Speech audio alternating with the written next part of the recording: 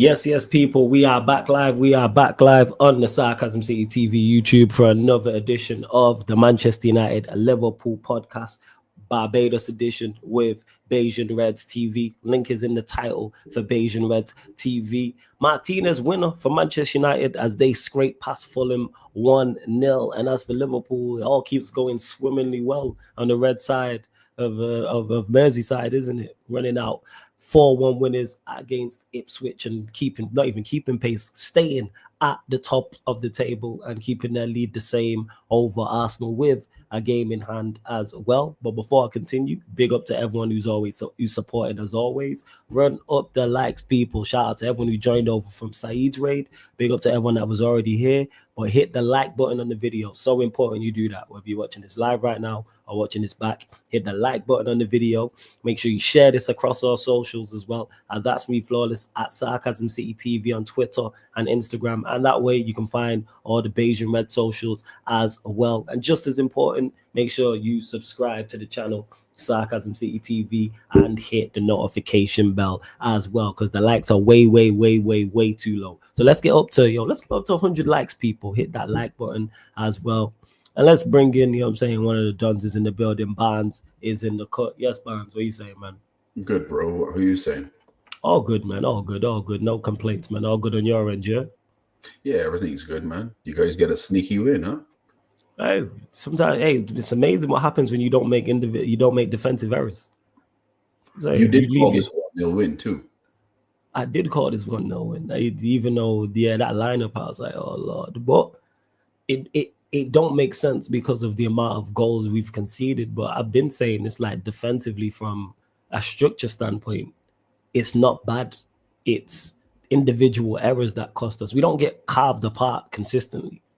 We just give away dumb goals, whether it's from set pieces or someone not tracking a runner or someone not closing down or some other foolishness. And guess what? Today, we didn't do that. All of a sudden, no individual errors and we didn't get carved apart. Yeah, Fulham had the better chances, but there was no chance that they got. And I was like, oh, that's a woeful miss. So, well, yeah, man, we got past it. And Martinez being on the front foot, Pop said it in the watch-along. He bought a ticket and won the lottery. Simple as that. He was positive pressing forward. He was positive with the shot as well. He did the same against you, look. He did the same in the Rangers game, even though that's a pass. He did the same against Manchester City on the front foot. And when you're on the front foot, these things happen, especially being in the final third as well. But big up to everyone that's tapped in. Shout out to Kaneki, already timing out Ryan already. Big up to Dakota. Shout out my G, Jazz in the cut also as well. Daz Gaming, Nick. Good to see you both in the chat also as well. I appreciate it, Warrior J. I'm starring all of the quotes and everything like that. But we'll go to you, Barnes, man. Thoughts on the win against Ipswich? I didn't watch, but it sounds like it was routine.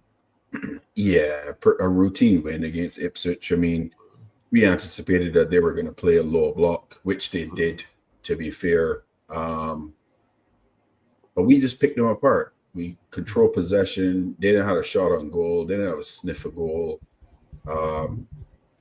Brilliant finishes from the lads.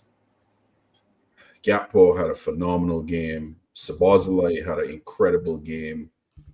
Salah, I mean, he scored a goal. Great finish, but from the cross from Gakpo, tight angle, hitting roofie net. Great finish from him. But he was okay. He was decent. He wasn't the best player on the pitch. To me, Szoboszlai and Gakpo and McAllister and Verge and Konate and Trent had an incredible game. I mean, Trent played very well defensively.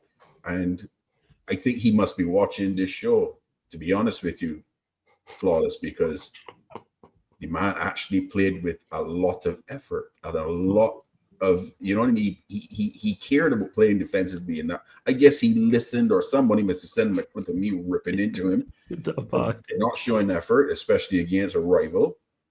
But I haven't had any complaints about Trent since that Manchester United game. I'll be honest with you. And he played defensively this game. He played well.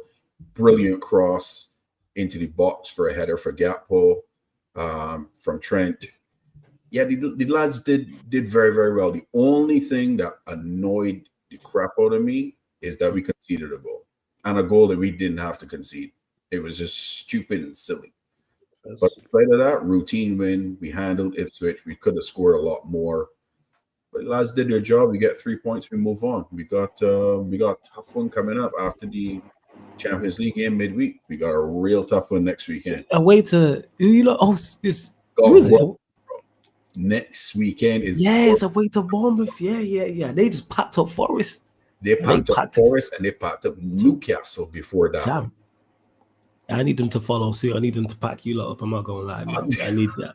I'm tired of you lot winning, man. I'm tired of this. Like, you lot are gonna win the league, but I'm tired of this feel good factor. I need to draw. We're gonna win the league, bro, but I'm tired of this. We not as lucky as Arsenal, right? Arsenal was up a man, then go and get a second red card. And then 10 man against 10 man, Arsenal scored. I'm like, these men know how the advantage. You could have just gone and stood on their men net, go for a draw, get them fan base going crazy. I put down the coach though. You know, João Gomez on a yellow. Why you didn't take him off? Yeah. It's yellow. It's foolish all around, man. It's. And then you can see the goal right after a cheesy Wolves one. Are shocking.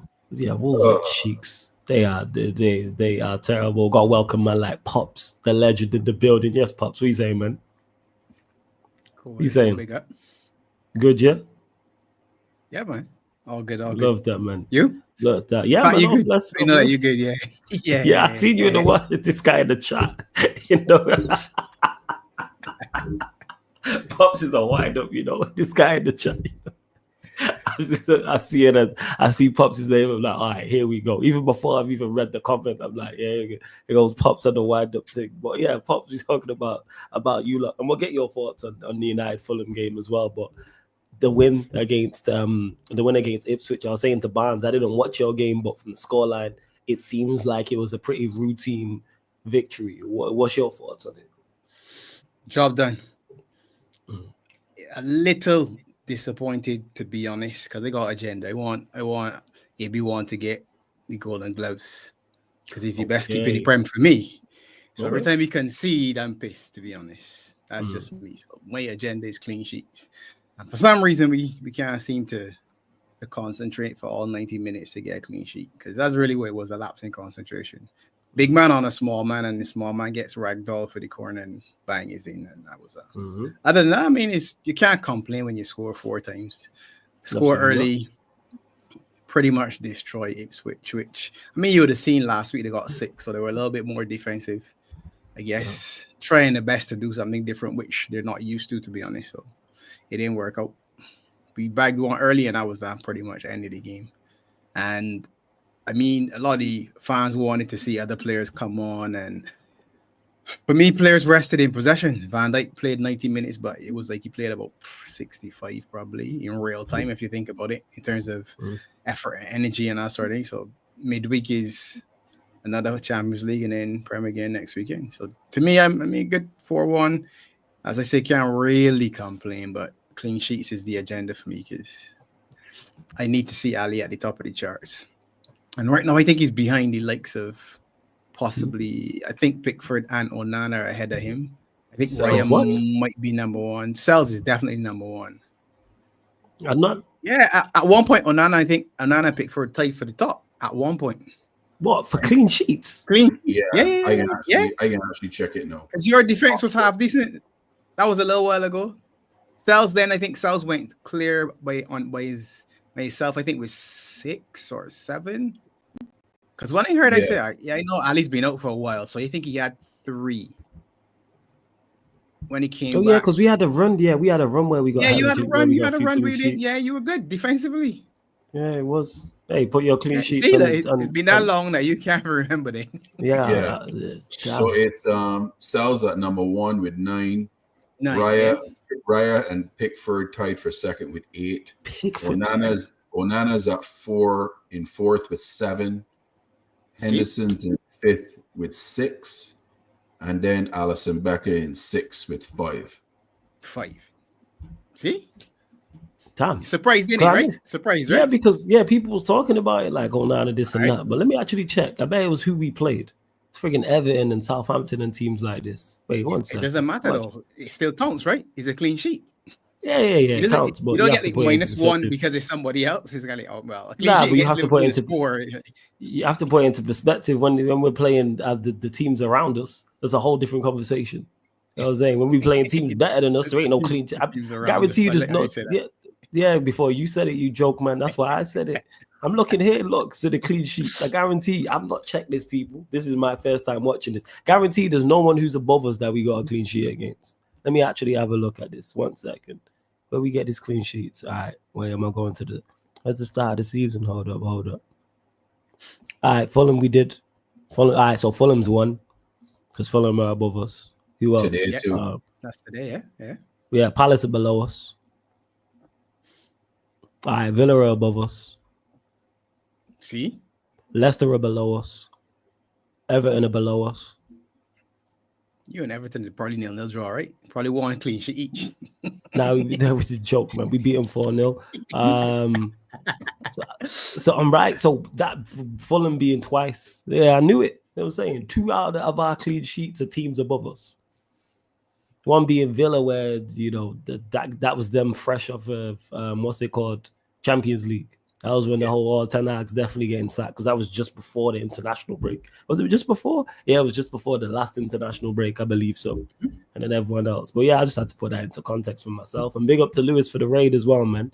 Shout out everyone who's joined over from the raid. Run up the likes, man, because the likes is way too low. There's now just under 400 of you lot in the building. Only at 28 likes. Let's get up to 100 likes, people. Let's get up to 100 likes. Hit the subscribe button on the channel. Make sure you subscribe to Bayesian Reds TV. The link's in the title as well, people. Links in the title, United Liverpool Podcast, Barbados edition. This is slot on the win against Ipswich. Yeah, that's mostly because we scored an early goal. It's been a few times now that we played a home game that we conceded a goal at the start of the game. But I think today is the way you want to start the game. We were aggressive, dominant for 85 minutes. They have hardly been in that half, I think. It's a counter-attack threat with the wingers they have and with the lap. But we managed to control that so well. We managed to control that so well because of the amount of work we have put in. In the end, we are all a bit disappointed with conceding from a corner, the first one this season. But for 85 minutes, it was almost a perfect performance against a team that goes to such a low block. That's not always easy then, but the way we did it for 85 minutes was really good. Go to you, Barnes, on this thoughts on Slot's comments. Spot on comments. Yeah, we pushed them back. At one point in time, they had all 10 players behind the ball in a row of 7 in the back, and then the other ones in front of them, trying desperately for us not to score. And when we scored the first goal, they tried to come out a bit, and it opened up a bit more gaps, but they were still defending to save their lives. So yeah, he's spot on with that. The giving up the goal, and I mentioned that in my opening comments earlier. That annoyed me because we didn't have to. But Harvey Elliott lost his man, and as Pop said, the smallest man on a bigger player, and he took full advantage. He pushed him to the ground. He got connection on the ball, and he scored a goal.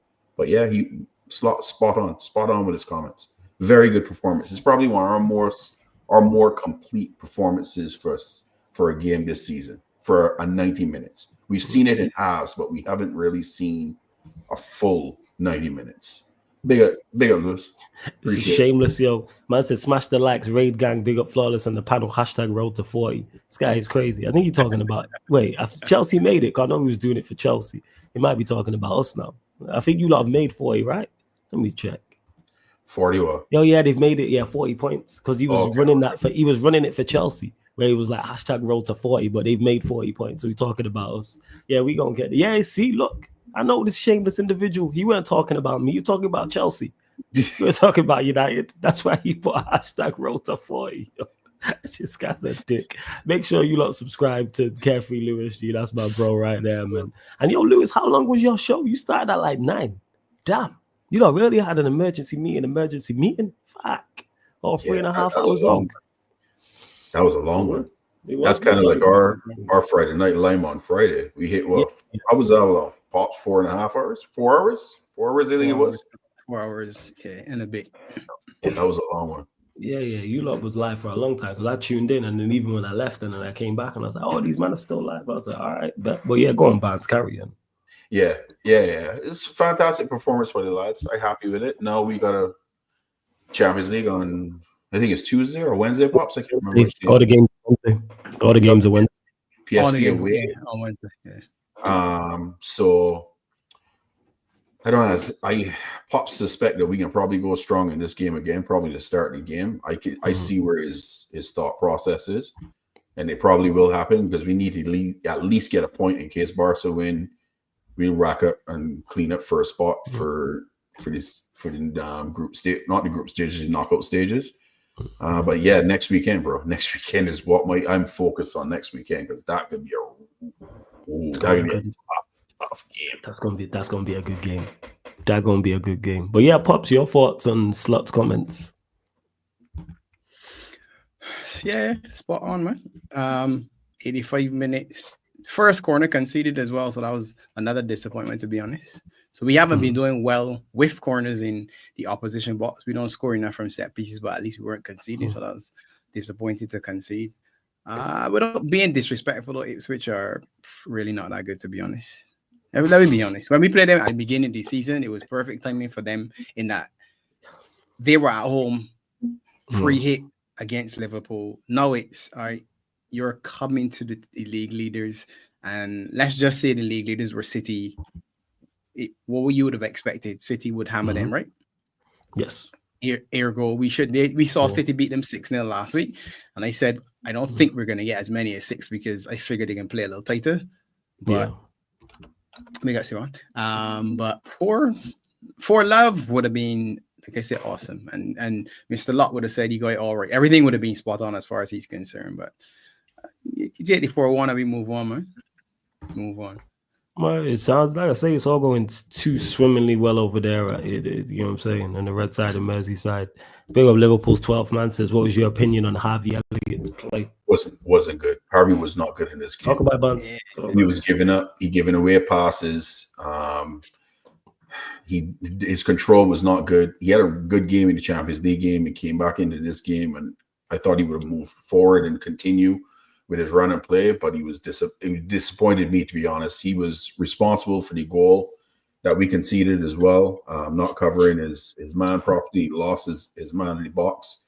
Yeah, he wasn't good. He was the poorest player on our squad for that game, in my opinion, for the time that he was on. I'll caveat that on Barnes Wade, and that's not to sort of make any excuses for him, but if you look at the fact that you move Gravenberch from within the middle of the park, and you change the way in which you're playing because you moved Gravenberch and Mac, you added Dans and Endo, so Harvey Elliott is in slightly different position than he would usually be in, and Ipswich were playing a little bit, I would say, probably pressing a little bit more because we were looking to relax a little bit more. So it was a little bit of a difference for him as opposed to where he would come on usually in a free 10 spot and have that ability to move around. But he did do himself any favors because everybody was looking for him to get a run out, to be honest. Him and Chiesa were two players that a lot of the fans were looking at to get minutes. Of course, and Núñez to get minutes to sort of build on the performances you saw in the week before, because the subs that come on against Forest, it was Jota and Costas that came on and salvaged that one, and then it was Harvey Elliott was essentially in the game against Brentford when Núñez scored the last two. So a lot of people were excited by that performance, and he didn't build on it, unfortunately for him. But I mean, the game was already done and dusted, to be honest. So in 1-on-1s where you can hang him out to dry for it. Midweek, I expect to see him get more minutes, to be honest, in the Champions League as well. Yeah. But he got a chance too because Curtis Jones got, I think, in my mind, is a groin injury because when he went down, a guy landed on his leg similar to a guy landed on Jota midweek. So I think he probably gonna be out for a couple of weeks. So Harvey Elliott is basically the next man up. So he got a chance to get himself in front of the coach and put forward his case for more minutes, I guess. That's fair enough. And there is a cup game coming up as well. 2 cup games coming up in yeah, because you lot play. Oh yeah, you lot are gonna pack up Spurs. Jesus Christ. We got Spurs midweek, and then we got Plymouth on the weekend in the FA Cup as well, isn't it? So yeah, they getting sacrificed. Damn. You lot are gonna sacrifice Spurs. You lot are gonna sacrifice. That's if they don't listen. Postecoglou may be gone before then, but I hope not. I think he bulletproof this season. You think he gone Kevlar vest? He's bought a Kevlar truck. You know what I'm saying? It's bomb-proof, bulletproof, everything. Like, that's one of them. You can't hear nothing. When you're inside, you can't hear nothing on the outside. How does he still have a job? That blows my mind. Some fans reckon it's because he's still in the cups. So when I listen to a couple of the Spurs, I listen to expressions, I listen to tapping tubs, and they sound disappointed with the fact that he's still here. But ultimately, he's still in Europe and he's still in the cup. So maybe that's what it is. But then again, they sacked a manager before a cup final, and it was Jose. So yeah, but that's because Levy didn't want to pay me $12 million for being in the final. That's why he sacked him, which shows how shameful that owner is. You know what's even crazier than that? Why did he think he was going to win? Why was he so convinced they was going to win? Because Jose's got a habit of winning finals out of nowhere. You bet against yourself so heavily. You're saying, nah, I don't even want to win. Come. Yeah. That's crazy. That is crazy. You had to pay the man $12 million. You decided to sack him before the final. Who has ever done that in their life? Yeah. Who did I wonder what Ange's payoff is, though. You reckon it's a payoff thing? I wonder what it is. Just curious. Who did Spurs play in that final? I'm trying to remember. Was it not C? Ryan Mason was on the touchline. He was on the touchline. So it was. I swear, because they did the when they do the split screen of them. It was Sydney. Yeah, it was Sydney. They had Pep Guardiola on one side and Ryan Mason on the other, and they did all that stuff. Right. So you were that convinced you were going to beat Manchester City and Pep Guardiola in the final? That is crazy, when you think about it. That you was that confident, like, yeah, I'm not even gonna run the risk. That man can go pick. Yeah, my man's I keeping this 12 million in my bank account, bro. I ain't even taking a chance with Jose. Nah, sack him. Yeah. Oh yeah, Jose could have, but like no one's betting money on Spurs in that final. Could Jose have done it? Of course, because he's Mourinho. Yeah. We've seen him do these type of things. However, the fact that Levy's like, where his confidence came from. Like, you know what, he might actually do a thing. Still like they were playing lower league opposition.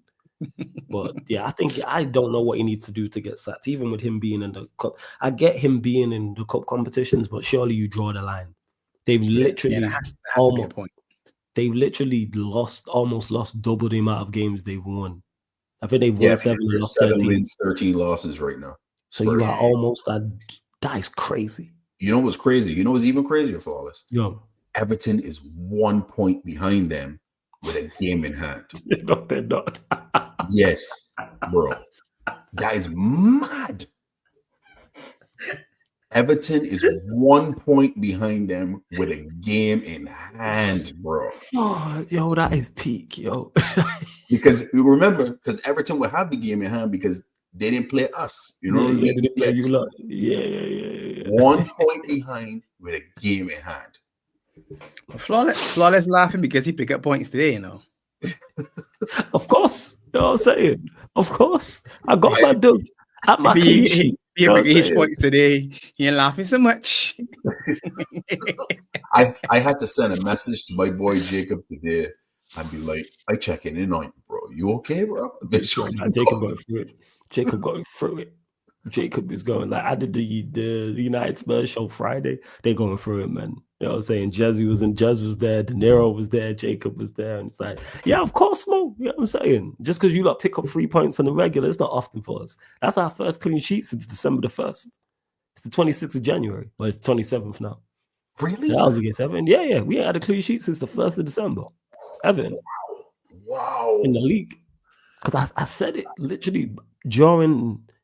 and the watch along after the game, and I was like, when's the last time we had a clean sheet? And then I checked it before I did my match reaction. I was like, damn.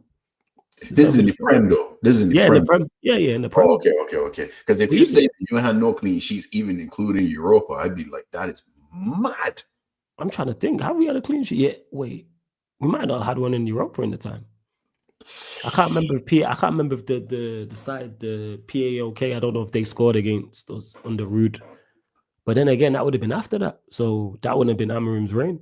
So I'm not even sure. Wow. Yeah, we've been leaking goals, just silly individual errors, conceding from set pieces and all that. But we got the dub. I was saying, which was the main thing. But yeah. Oh, was it a clean sheet? What was the score in that game? Because that was on the Rude, right? So that was before Amarim. So it would have been before December the 1st. Let me actually check. Martin, I can't just look at the matches here and then see. But we've been conceding goals in that. We gave away daft goals in that competition. Trying to have a look here. 1 second. Yeah, I was right. Yeah, across all comps, including Europa. Because we beat that Victoria Pilsen side 2-1. And we beat Rangers 2-1. So it's our first clean sheet across all comps since December the 1st. Oh, that's mad. Yeah. But that's that's expected when you got a goalkeeper with butterfingers, bro. Right, but people will still back him. That's the craziest part. What I was saying is that people, and big up to Dan in the chat as well. Amram's system and setup is also an issue. I don't think the system or setup is an issue. The personnel is an issue, and the personnel he continues to pick is the problem. People keep saying this about system this and system that. It's not a system issue. There's no system suits these players. It's personnel. He needs to help himself.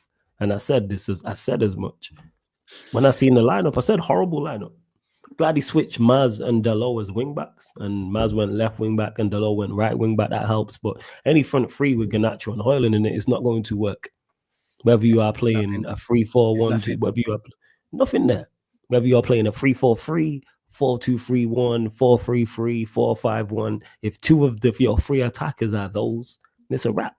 He needs to pick better personnel, and you notice, and all of a sudden he puts the better players on the pitch, and all of a sudden we look better. Like the Ahmad disallowed goal. That's never happening with those two on the pitch. Was that a disallowed goal? Truthfully, though, yeah, it was just offside.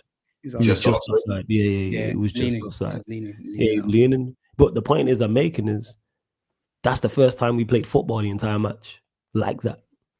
Because you actually have technical players in the area who will try things. And I've been saying this about Mano. When people say, oh, he's not a final, Mano's a final third player.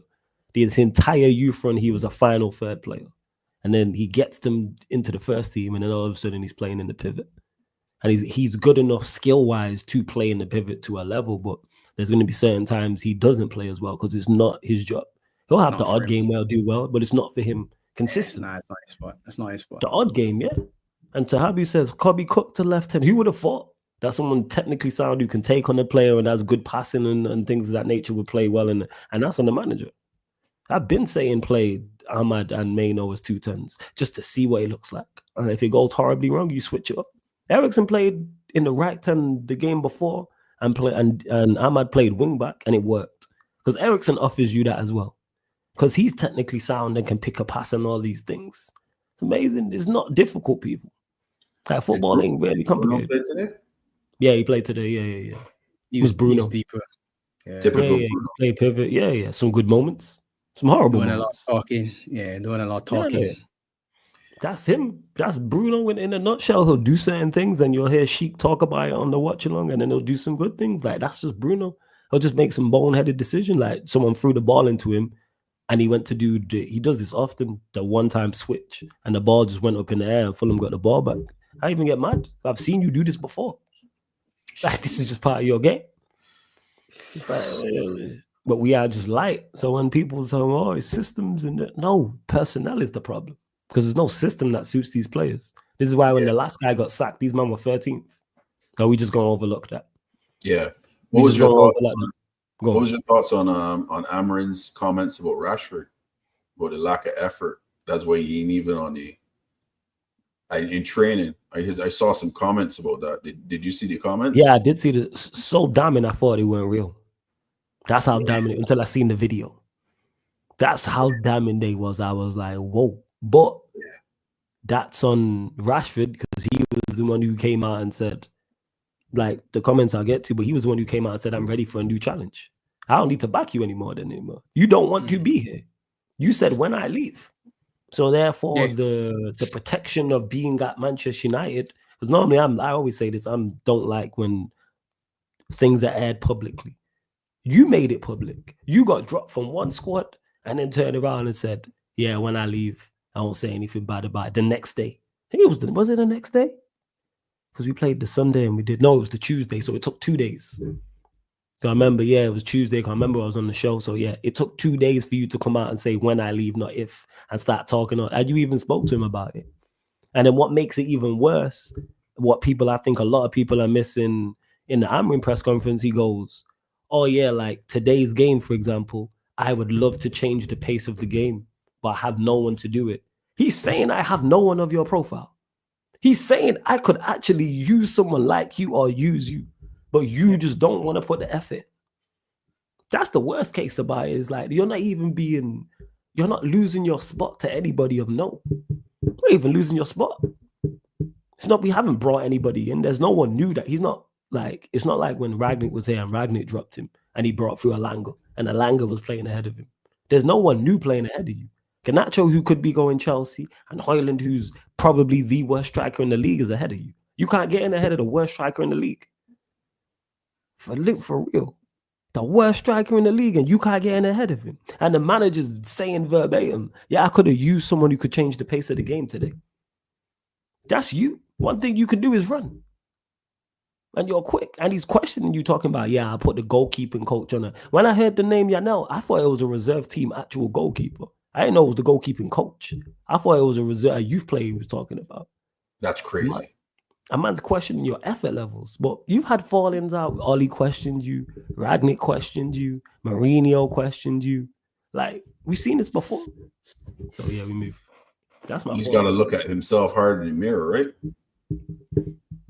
Yeah, and hopefully it's not too late for that, to the point where he can actually just go elsewhere and play. Because the fact that multiple managers are saying, it's you, is you. If you're in multiple relationships and they all tell you toxic, guess what? You toxic. You have 5 different partners and they all say you argumentative and toxic. You argumentative and toxic. All 5 of them ain't right. It's you. You the common denominator. Yep. And that's it. And that's his fault. Because he could still be there playing now. I said this at the time. I was like, you can't take Højlund's shirt. As bad as terrible as a striker I think Rashford is, he's better than Højlund. He's better. Oh, yeah. He'd be a better option. Yeah. He's a better option. He isn't a striker, but he's a better option. Yeah, that's where it is. He's not a striker, but I think you are better. And you can't even, let me just knuckle down and take Rasmus Højlund's place. Yeah. Rasmus Højlund. And you can't take it. All right. You have to do is just show effort, because Højlund to try hard in training. He putting himself about, he running channels, flying into people, all that stuff. Team, like, he's on all that stuff. Højlund does that 110%. But with Rashford, he made his bed. Now you got to lie in it. You said this. Right? It's crazy to me. Like I say, it's all mad. That's where I'm at with it. And you lot continue to run up the likes. Let's get up to 100 likes, like Lewis said in the chat. Over 300 of you lot in there, only at 53 likes. Make sure you subscribe to Beige and Reds TV as well. Get your questions in. Keep them United or Liverpool related. Want to make sure we get to your questions. Super chat, people. But if there's a non-super chat and it's a great question, I'll get to it as well. Warrior Jason, speaking of United, thoughts on the whole performance against Fulham. Any negatives in the game? Yeah, the lineup and the attack. They're the negatives to the game. We had 1 shot on target the whole game. Everything else was fine. Defensively fine. Application was fine. Matched them. We didn't just go there and roll over. But I mentioned it again, that attack's going nowhere and that falls on the manager. If we would have lost or drawn today, I'm blaming the manager mostly. Same way I blamed him for the Southampton game, even though we won. I blame him mostly for this game because you know what you are getting. Playing Garnacho, we were actively trying to get rid of, is on you. Blaming Højlund, who's probably the worst striker in the league, is on you. Playing Bruno in the pivot is on you. The 2 defensive wing backs is on you. That's on the manager. But the team did the business from a defensive standpoint. I didn't do nothing daft. 3 centre backs were good. Martinez was our best player, even outside of the goal. He was our best player on the pitch. Maguire was good. De Ligt was good. Wing backs did their job defensively. Agate goes about his business, and Ahmad's just Ahmad because he's of a quality. So he's always going to be a threat. All the time. Even when he's quiet, he picks up the ball, there's always likelihood to something happens, and the vast majority of our best moments include him. So Maguire, you mean Harry Beckenbauer? Yeah, hey, Saeed said that. You know what I'm saying? Wrong Mancunian. Got a wrong Mancunian. You know what I'm saying? That. Nah, Barnes, you want the joke? The joke was when Flawless and Sheik were watching West Ham, right? And the man said, "Shh, ooh, Wan-Bissaka cooking." And I said, "Look, things definitely wrong at United, boy, because Wan-Bissaka was just doing normal things, you know. The man just had a cross in, and I was like, the man put in a cross. And then you're saying, this is exciting, y'all? Jesus. I guess when the man hungry, you know me. That's different, boy. But the man said that Wan-Bissaka was cooking, so he smiled. And they watched me say the Fulham game, and they say, all right, I can understand why they say Wan-Bissaka was cooking, because we for a lot of that game, right? Nah, there was nothing from your guys, though. Robinson was on the side with Ahmad, and Ahmad got no joy from him in the first half at all. And I don't think there was a corner in the first half at all. No. I could be wrong. It was none, right? Right? Not one single corner. I said to myself, Jesus, then. Just a stalemate. Yeah. But at the end of the day, I mean, you need a ticket to win the lottery, and Martinez was the man that bought the ticket. Collier was the right man on the spot too to make sure he stayed 1-0. Collier played well. Muniz, or whatever his name is, had a sitter that he should have buried as well. And I said to myself, yeah, boy. You think that's a sitter? I think you're being too harsh. Sorry. Not a sitter, but the problem is Muniz. I was thinking it was Jimenez initially, right? So I said, then I said, oh, okay, is this guy? Yeah, I don't worry. Yeah, because that's one of them. It's bouncing. You got to take quick and get over the ball. And it would have been a fantastic strike, to be honest. A confident striker scores that. As you said, he gets over it and he turns on it. He wasn't in the game yet. But the header, though, the header from Collier was because everybody just turned and looked like Onana was frozen, and the youngster said, oh, yeah, let me get this over there. He played well. He's done well when he's played. He did it today when he's played against Arsenal, when he's had moments. To me, it's just giving minutes. I've been saying this, and that's not just him. You can see he's one at listening to the instructions. And that's what I was telling you. All you want is 3 or 4 like him that can just listen to the instructions and say, all right, do this, run in here, do that, and you can be all right, you know. And that's why you can defend. Play youth players, because one thing they will do is listen to instructions to a T. People say, oh, don't play them. They can do no worse. Cheeto, play him. He can do no worse than Højlund. He can only do just as bad. You can go out there and trip up over the ball and not hold the ball up and and all these things. When we say that Núñez looks lost, right? No, when we say that Núñez is lost in our system, I look at Højlund and I say, honestly, I don't know what he's doing. I have no idea what he's offering. No, no. And I try to be nasty when I say it, right? I'm looking and saying, what he's supposed to do, like what exactly is the plan? Because when you play up to him, he can't control it and hold it up. He ain't quick enough to run the channel, although he's a willing runner. You're saying, but he was 60 million, right? Too much. 70. 72 M's or some rubbish like that. It's like, yo, and you mentioned it there. He don't run the channels. He don't hold the ball up. He don't do nothing. This is why I don't understand. He's physical, but no, he's not physical. He's just big. He's just big. You know, big for nothing. That's Højlund. But he actually cowered today. I watched him in a duel, and he was sort of like, all right, yeah, the guy was bigger than him. And he's saying, but you strong too. And then after this, he too strong for me. And he sort of moved over to the side. And I said, well, if you're doing that, then you're doing nothing on the pitch. So he was playing against 10. No, he was playing against 10 at a point because he wasn't doing anything with the ball come up and it coming straight back to you. It came out and it back to him. I said, all right, well, just don't pass it to him then. You don't make any sense. You pushing it up to try to get out. He can't hold it up. Bassi and man was eating him up, man. And this is why when they say, oh, he don't get service. No, players don't pass him the ball. There's a reason for that. We've all played football. Any level. 11 aside, 6 aside, 5 aside. But my point is I'm making is people try and make an excuse. When people are not passing you the ball, it's because you're not very good. We've all played football at some level. Yeah. We all have that. We've all had that guy. Hey, don't pass the ball. You've seen the center midfielder look at you and say, nah, not you. And switch it in the opposite direction. I've been there. Like, I've looked for the easy option. If you play where you're not known, so if you go somewhere, you join a scrummage where, you're the outsider, and man say, we don't really know who he is in until you do something where they say, he got a little something. All right, give him one then. That's it. No, that's the truth, though. That's the truth. That's it. Yeah, that's it. Spot on. You see, all right, what can man do? All right, yeah, don't something. Don't worry. You a decoy runner. Yeah, run. Yeah, you run. Drag two defenders with you. Fucking decoy runner. People on some jokes. The problem is when you're that bad. the defenders don't even run with the decoy, so only one fella follows you. So you don't pick. You actually don't make the space that we want you to make because the man say, "Yeah, run," because nobody ain't passing it to you anyhow. And this is Amrim and Maguire. Big up, Warrior J. Appreciate it. When we defend a little bit lower, is really good. And Harry, he doesn't have to cover a lot of space. Basically, he's saying he's good when we're in a low block or we're being a little bit more defensive. But as soon as we have to be on the front foot, this is how I know this manager knows what he's talking about, which makes some of his decisions even worse. Because I know you see what we all see. I know you know Maguire's not good enough. I know that, I know you've been, like I said, been disrespecting these men respectfully since you got here and telling them how bad they are.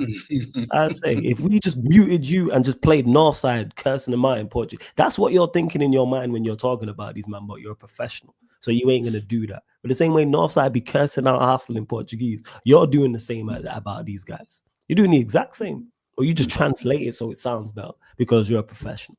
You know what I'm saying? And you have a job to do, which I respect. But even him saying this, yeah, it's good. He's telling he doesn't have to cover a lot of space. Because when he have to cover space, look what happened with the Brighton game. You contribute to costing us a goal because you can't do it.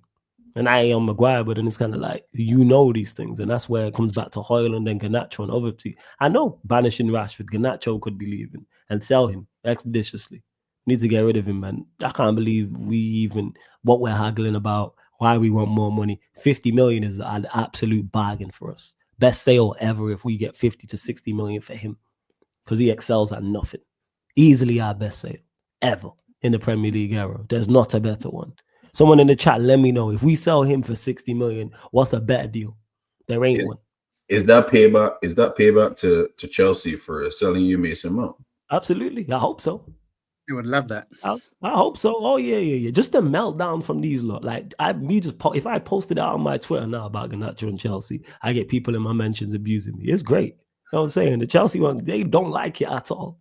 Posted it on my Instagram, don't like. I'll stop trolling. But when it was Mount, you lot had bare jokes. You know what I'm saying? Putting him in United kits and number 7s, Mason, Manchester Mount and all that. But when it's Garnacho, you lot don't like it no more. We just played in West London. I said it, drop him, leave him there. Craven Cottage is round the corner from the bridge. Just drop him off. You know what I'm saying? Reception. Like, what are we doing here? He's rubbish as well. He had a couple good moments today. He's rubbish, people. Excels at nothing. He doesn't, from a technical aspect and physical attributes, excels at nothing. And every time someone's been in the chat and been like, I think he's good, I always say the same thing. What does he excel at from a physical aspect or a technical aspect? I even argued him back and he mentioned one thing. So I'm like, one thing is good enough to be at Manchester United Football Club. Then they disappear or then try to switch the subject or don't want to answer the question. It's like, come on, man. I just say you're a fan of his and just keep it stepping. I respect it. Just say I'm biased. People just are openly honest and say, hey, I'm biased towards him. I go first. Then I know where it comes from. But don't try to say it like he's not good. That's why Chelsea fans are up in arms about just the potential of signing him. Just the thought. Yeah, if you say you like his tattoos, say you like his tattoos, man. You know what I'm saying? He reminds you of baby Ronaldo, say that because him and Ronaldo's his idol or whatever, say that. Like, that's cool. You know what I'm saying? Or like his head, whatever the case may be. Or he scored a good goal against Everton. Like, wherever the case may be. You know what I'm saying? Yo, did Adama post? Because they got beef from the last game. Adama's posted for Sandro Martinez on the ground. Yeah. Because them one got beef from last game. I like that. You need that. Was that the last game when Martinez did the Eagles stomp? Yeah. Well, this game because he did it this game as well, and then he did it in this game too. Yeah, he did it in this game. Yeah. And then Adama just rolled him over like he was in the NFL, and then he scored like a minute later. He went to body Adama, and Adama said, "Nah, not that." Boom. just I kept moving like a running back, literally flattened the move. He's a big fella though. He's definitely he's the sort of fella you don't want to run into though. Nah, boy. Fuck all that. You know what I'm saying? Move. Nah. You see the man muscles. The man looking like Johnny Bravo, bro. Yeah, it's crazy. It was mad. Like he ran into Euro, Agate crunched into him. He ran crazy, through three of them like bowling pins. And literally they were just literally, Bart. No, literally. And I said to myself, y'all sick. You ain't stopping this man like that, you know. That's not stopping him. Tap them legs off. Somebody get down and cut off your legs. You don't go body to body with this man. Yeah. And then Agate crashed into him and got a booking. You know what I'm saying? Agate was like, yeah, fuck this. I heard himself too.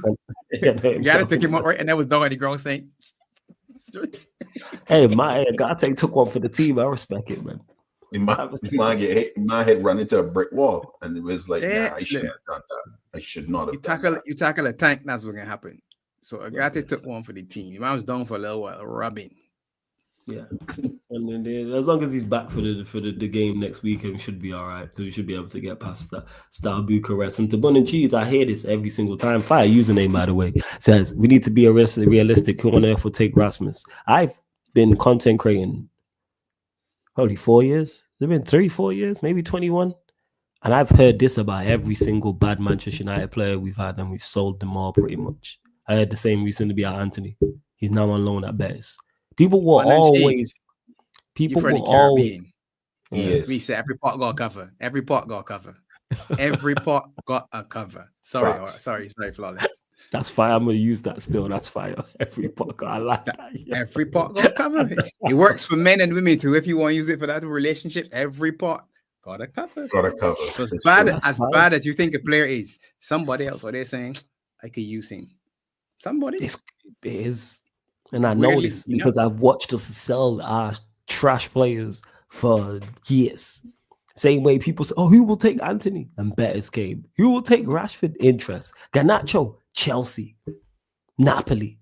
Two teams who are actually better in their respective leagues. Two of the better teams in their respective leagues. If you say, all right, such and such is available or is out of favor, somebody's going to come and take him. Mm-hmm. Like Pops just said, every pot has a cover. Someone's looking at Hoyle and go, yeah, I can do something. Why? I don't know. But then again, Chelsea sold Havertz and Mounts for 120 million. So anything's possible. Combined 120 million for those two jokers. You're thinking one season we're part of a front three that scored 38 league goals. And two teams in the same country said, hey, you know what? Yeah, that's what we need. For 60 mil a piece. Crazy. 38 league goals, I think it was. Hey, one of you Chelsea fans, let me know. I swear it was that season. I think it was the season after. That man scored 38 league goals, and them two were a part of that front three. I don't know who the third person was. Someone let me know. And they two teams in the same country said, yeah. Every part got a cover, man. I'm telling you. I like that. That's fine. that's fine. No, they're not queuing up for Rashford, but there's teams interested. Barcelona, AC Milan, Borussia Dortmund. Interest. The problem with him is wages. However, he will get a move, which he shouldn't, considering he's been at Manchester United for 10 plus years and doesn't have 100 league goals. Yeah, and he's been here 10 years. But yet, teams still saying Rashford. Because you know why? Serie A, La Liga, Bundesliga, with his pace, he'll do all right. He'll do well. Like Pop said, every pot has a cover. 10 times 100 though. Jeez, 10 years and he don't have 100 goals yet? You don't even have 100 goals. That's mad. You don't even have 100 league goals. It's like 80 something, 90 something. Something like that. And bear in mind, he had mad injuries where he ain't played. So it was just 2 years that he had a good numbers. 17. Seasons. Yeah, 2 seasons where he got 17. That's it. Wow. That's it. Let me double check this. Yeah, 1 second. Let me have a look. I'm just pulling up his numbers now. Yeah, because he's been here, been playing a long, long time. Yeah, he's got 87 league goals. Wow. So he started 2015. He should have left a couple years ago. 10 years? He should have left a couple years ago, man. Yeah, he should have. Honestly, he should have left a couple years ago. Mm-hmm. When all of the stuff was going on with the politicians and all that sort of stuff, to me, he looked like he was unhappy. And in football, to me, you shouldn't be unhappy. That's just me. I like to see footballers because they're doing something that we all love. All the fans in the stands will play for free. And you're playing for a lot of money. Yes. If you're not happy, find the happiness. Leave and go and find happiness. And to me, he didn't look happy for a long time. Yeah, I've been saying this. And say Rashford is actively on the street corner. There's still no move. Barca can't even. But you're missing the point. You're not talking about there being no move. You're talking about interest. The fact that there's interest in him. So there will be a move. Unless you're telling me, Bun and Cheese, that Rashford will be here forever, which is not the case. Whether he moves January or he moves in the summer, he's going to move. Yeah. Barca is not going to definitely, because they can't register no one at this point in time. So they can't even touch him. If they wanted to, they are their own issues to deal with. Facts. So whether it's Barca or whether it's somebody else, somebody gonna look at Rashford and go, hey, attributes. Also, PR. Also, money he brings in. Because instantly you have a poster boy. You have someone you can put on the front of all the adverts. You know what I'm saying? Anything you need to do, like your instant, oh, Rashford is new. You already know it. Rashford, new challenge at such and such. Insert club name here. Can he turn it around? Have we seen the best of him yet? Like he's some youngster. He's like 28. Well, you already give him know a new man. haircut and he going clear, man. That's it. Yeah, repackage him like a wrestler. You know what I'm saying? Yeah. Like a wrestler gets injured and goes away, and then they come back and they got like new entrance music, new gear, new look, all that type of stuff. That's what it is. Blame Manchester United like they always do. Oh, we ruin players. We don't ruin players. Players are just not good enough. Well, blame us. They were good enough. They perform here. I'm saying that's why no one leaves here and does well. I keep saying, oh, you ruined managers. What manager did we ruin? Repackaging from Dr. Yankovic to Kane, right? Yeah, man, wherever the case may be, repackage. Just get him the hell out of here. That's where I'm at with it. Hey, Nick, why would Barcelona? I have no idea. I don't know. I'd love to be in football to hear some of these conversations that I had about set players, especially players who have severely underperformed for years. Because I don't think in any other business or industry this would happen. I don't think you'd be in an industry or business. No. And somewhere else the competitor is underperforming severely. And you can watch this week in, week out of this person in the competitor's team underperforming. You go, all right, not only are we going to bring them over here, we're going to pay big money or pay money to bring them over here. Because not only in normal jobs, if someone leaves a job and goes to another job, it doesn't cost the new company money. There's no compensation. You're getting them for free. But you're saying, hey, not only are we going to come and take this underperforming person from your company, we are going to pay you 10 million or 15 million or 20 million and pay big wages. But hey, that's just me. That's just me. But all right, we move. Let's see what else you lot are saying. Warrior J says, question, and this for Liverpool's upcoming 5 Premier League games. How many points do you think Liverpool will get in these games? So away to Bournemouth, away to Everton, home to Wolves, away to City, home to Newcastle. We'll go to you, Barnes. You lot got some good fixtures coming up. 15, yeah? Yep. You lot got some good games. I'm looking there. Yeah. Even with the league games. Away to Bournemouth, away to Everton, home to Wolves, away at City, home at Newcastle. You're looking at 15 from 15, yeah? Mm-hmm. Okay, yep. What you saying, Pops? Boy, they sound good, man. 15. Yep.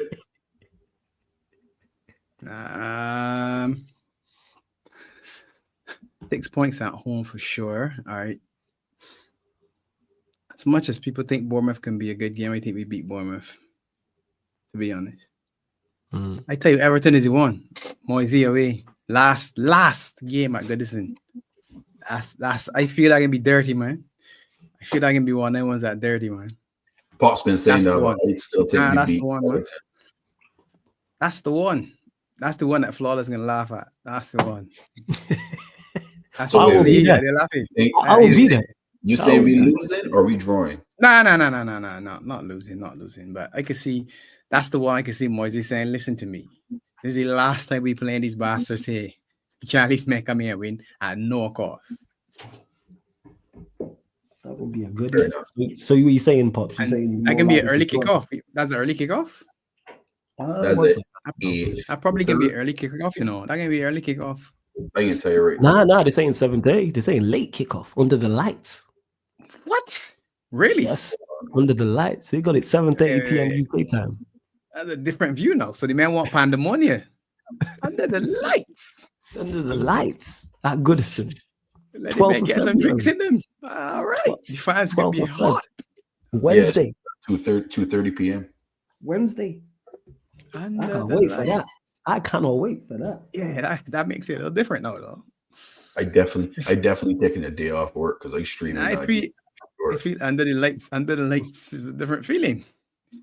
It's a different feeling now. That's a different feeling altogether now. So no, you joining me and saying 15 that's a different feeling altogether under the lights. I thought that was going to be an early one because it's a derby. I said to myself, you know what they're going to do? They can put that early to keep everything they put it under wrap. Can you do it on a cold Wednesday night on Merseyside at Goodison? 15 points. For me, that's the one. That's the only one. So home to Wolves, yeah. Away to home, City, yeah. home to Newcastle and Wolves to me, a good away record is decent. City still don't bother me, to be honest. Watching them play, and I still ain't seeing the City of old, to be honest. Right. Yeah. I said you man of scrubs, man. Right. And Crazy. Bournemouth. I think Bournemouth play played good tough football. No, But but they we play can- good football. And in playing do. football, that means you give me a chance to play football too. Exactly. That's the part that excites me about the Bournemouth game. I think I got a little bit more than you. That's all. Especially Yeah. because Bournemouth still got a bag of injuries. But Bournemouth is going to be a tough game. But Pops is right. They're not going to sit back like I don't see teams it. that we've been playing recently and be in a low block and sit back, and because that's not their style. They like to play a free-flowing football. So free-flowing football suits us because we could change up a lot of things in a free-flowing game. We could do a lot of things. We could sit back and tell them, like what we did with Chelsea, have the ball, come at us, and then we can counter you. We can easily do that, or we can say we can hold possession and we can pick you apart, or we can just attack you. We can do various things when you're not dealing with a low block. So although it can be a real tough game, it's not going to be a high scoring game, in my opinion. I think it can be. We can win that game, in my opinion. Between Everton and Wolves, though, we got 2 cup games in it, though, because we got midweek is Everton. Yes. I think then the weekend is FA Cup, then Spurs, then Wolves. Yeah, but the FA Cup, the Dem Cup games you've got. No, the FA Cup is Plymouth. You got Bournemouth. Fine. You got Bournemouth first. Then we play Tottenham. Then it's Tottenham. Then Plymouth. Tottenham. Then Plymouth. Then Everton. Then Everton. Then okay. It's in between here. Okay, yeah, okay. Yeah. The two cup games are in between the Bournemouth and Everton game. Correct. Those games. Yeah, you lot gonna win them 2 cup games. Easy. I might make it even. Yeah, we can deal with Spurs. That's for sure. Spurs get that 1-0 win because of that bogus call from the referee. But yeah, we pay back. You think Plymouth give you a tougher game than Spurs? Yeah, they probably would because we can play a lot of youngsters. Man, don't do that. We can play youngsters, man. We can play the youngsters. We can play the youngsters. That is bad. I'm just asking the question. Plymouth are 24th in the championship, just for context. They're currently, they've won 4 games all season. Nah, man. But it is at Plymouth. No money. Don't do that. I'm just asking questions. Yo, I can ask questions. I'm just asking the question because I know I know what you two are like. So I gotta ask these things. You see the contrasted opinions. But I said yes straight away. Nah, you genuinely think Plymouth are gonna give you a tougher game at their place than Spurs coming to you lot? Yeah, because Plymouth will beat Spurs. Nah, Spurs embarrassing itself though. Not to be honest, Spurs embarrassing itself. If you look at the lineup, if you look at Spurs' lineup, you can still put Son on the pitch. I mean, I don't rate Richarlison, but you can still put Richarlison on the pitch. That's 2 quality players. Yeah. Pape Sarr, Pedro Porro, Jed Spence, although I don't think Spence played today. The kids, Mikey Moore came on. The other guy, Gray, was playing. Them man lost at Leicester, after going. Score first. So it was Kinski, Porro, Gray, Dragoson, Ben Davies, Bergval, Sarr, Benton Core, Kulusevski, Son, Richarlison. But I think I said saying about that Sarr shouldn't have played because he's not fit or something like that. Leicester scored 2 goals in the span of 4 minutes. Damn. But listen to the 11 that you just called. Yeah. Why that 11 should lose to the Foxes? Yeah, seriously, that 11. Yeah, that 11 shouldn't lose. No. You call enough names to say, well, you know what? All he got to do is hold a spot. These men are quality enough that they should be able to get a job done. There's no excuse there for me. And when I was watching it, I say, yeah, these men, I honestly, at 1-0 I left and say, yeah, Spurs should be able to deal with it, say. Little did I know that he may have had other plans. Even when we were talking about him back again and we were like, oh, Spurs win. And I did predict a Spurs win, but I said, don't be surprised if Leicester win this game. They gave Ipswich their first win and they gave Palace their first win. I said have to. I said, nah, this weekend is one where Ange has to win. I say, if Ange don't win, then the ice is really thin. So I figured, well, yeah, they may get play, but I don't know. The fact that you think he's on ice is crazy, man. He's floating underneath he's floating in the sea. He's floating under his head barely above water. The water's here. You know what I'm saying? The water's here. Using a bamboo shoot to breathe. He on thinner ice than the ice cubes in your drink, bro. He on thinner ice than that. He got on a wetsuit already, my man, that already fill up with water already because he know he plunging into the deep. They can't keep him. We can't wake up tomorrow and be like, Angie's still in charge. He can't. I would be surprised. Didn't they release a statement? They had a statement, I think. They were supposed to release a statement today. Yes, there was supposed to be something today. Hey, chat, let us know. Hey, chat, I know you lot know because you lot anybody on the Spurs side. Something was supposed to come out today. Man said anyone on the Spurs side, like the Spurs fans here, they watching no football content. Stop it, pops. They ain't watching no. Shout out Spurs, I love you lot, but they ain't watching no. I wouldn't. Men lock off. Everything shut down for the night. Everything shut down for the night. And then shut down. Got a bottle of Hennessy or a bottle of rum or something. Then drinking something right now for sure. Facts. Jez was saying earlier on that he dipped. He just came, and that's because that's broke. You know what I'm saying? He came to say big up, drop his like, and it bounced. You know what I'm saying? Just been tuned out. He don't even watch Spurs games, so he's probably not pissed. That's why he was there. You don't watch their games. You know what I'm saying? They'll watch highlights and bits and pieces, but you don't sit down and watch their games. He tells you this. Yeah, it's peak. So what you lot saying? So you're saying 15 points from this. What are you saying, Pops? Obviously, we can revisit this closer to the time because form and injuries and these things. But you looking at that's it for me. Yeah. I'll go 13 conservatively, but I could see why Barnes said 15. To be honest, yeah, if you lot get 15 out of 15 out, this is crazy. Nah, if it's a wrap. Craziest part is 15. That's a wrap. It's a wrap. It's a wrap, and it's a wrap anyway. I've already accepted it's a wrap. It's done. I know that hurt you. That hurt you to just say that. Absolutely. I've been resigned to this. So people are Liverpool going to win the league. Yes, I've already accepted it. Well, you seem calm about it. Right, nothing I can do about it. It's on the horizon. It's like, no, you're going into hospital for operation at this date. You want the pain? Yeah. The Men in Black style, Men in Black. Yeah, 100%. I can do that easily. You know what I'm saying? This season would just, you know what I'm saying? And then we go back at it. Like, this is the date for you're going in hospital on such and such a date. You can't do nothing about it. That's what it is. You just put it off out of mind. But yeah, like someone got to catch these lot, even if you lot, let's say you lot fall off a little bit during this run. Who's putting a run together? Arsenal. Nobody. Nah. No. Arsenal. Like, come on, man. Like, if City were City of even last year, I'd hear it. If City were closer. Pops, you was in the chat when me and Veta was discussing it, and it was like 86 points maximum they can get. And Veta had the cheek to say to me, I told Veta it was 86 because he said he was going to win. I said, yeah. So 86 going to be enough. And he was like, flawless. That's a very good question you've asked me there. I said, no, let me help you. It's not a question. It's a fact. These are the numbers. Numbers is my thing. These are the numbers. These are the numbers, Vader. Yeah, they're the numbers. I'll revisit that. He said, I'll revisit that. Yeah, we'll revisit it hopefully next Wednesday when they go out of the Champions League. When he said to me, oh, so we're not winning the league. Why can you say that? Because you don't think you're winning the league. That's the craziest part. He trying to get onto me for something he believes. That's why when he said it back to me, laughed. It's like, you don't think you're winning the league. It's done. But if City were close to them, I'd kind of hear that. But you got Forest, Arsenal, whoever else, Newcastle, like, no. Stop it. Like, it is these lot, unfortunately. Yeah. You want to hear something crazy? Go on. I think City can end up finishing second. I don't think that's crazy. I think they can catch Arsenal and finish second. I don't think that's crazy whatsoever. They're currently 7 points off them. No, six. Damn. You know what? That's funny, right? Because Arsenal think they can still catch us, right? Yeah. We're 6 points ahead with a game in hand. So then logically, City could still catch them. I don't know. I mean, I'm just saying. Don't Arsenal play City soon? Sunday. City got a run where they play all of us together, you know. That City run is mad. City got Arsenal next.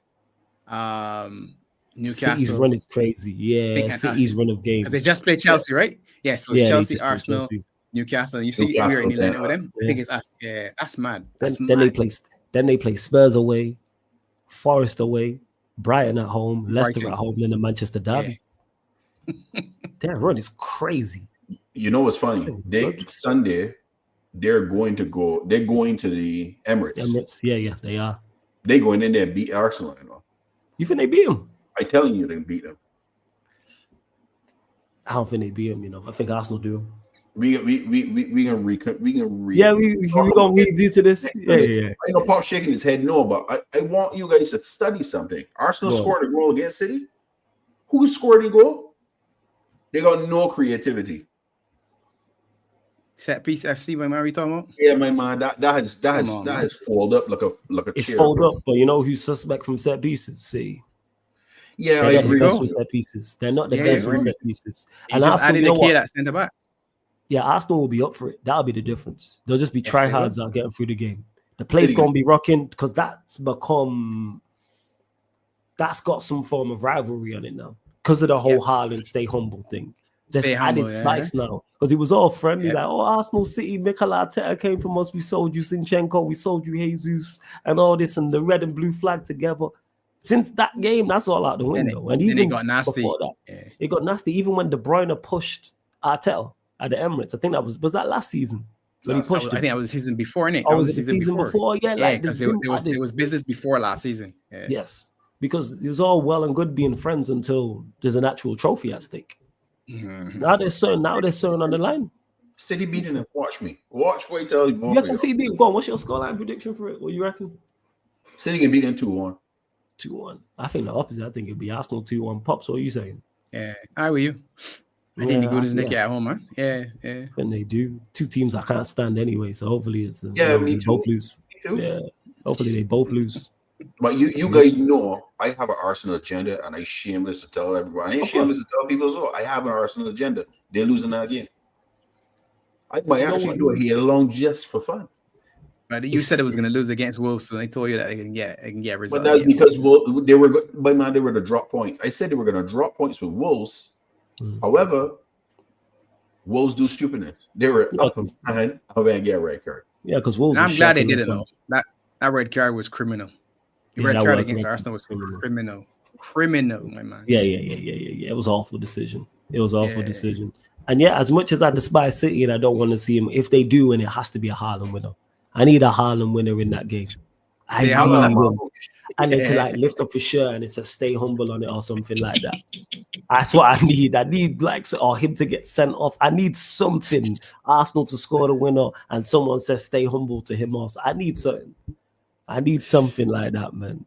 Pep and Guardiola to start tussling on the sideline, saying like this game can't just be a 0-0 dull draw and go out as a whimper. Pep and Arteta getting a fight on the sideline. Yeah, man, something. I don't care. You know what I'm saying? Hey, my teams. I need something. Yeah, man, Mo, we need something on it, man. I'm saying he got to leave with something. You might want to leave with something. You got to leave with something 22-man bust up. Like, you can't have all that stay humble. You've built this up now. Because this is all I've heard from Arsenal fans since then is, the stay humble. So whether it's Arsenal fans talking to City or City responding, etc., it's stay humble has been a constant thing that's mentioned. We now can't get to the big bow, and it's just, you might have built this up. Could you imagine Troop's reaction if Haaland scores a winner and he actually has a shirt saying "Stay humble"? How he would behave on the stream? That would be gold. That would be gold. Like cartoon characters. That's what Andy likes.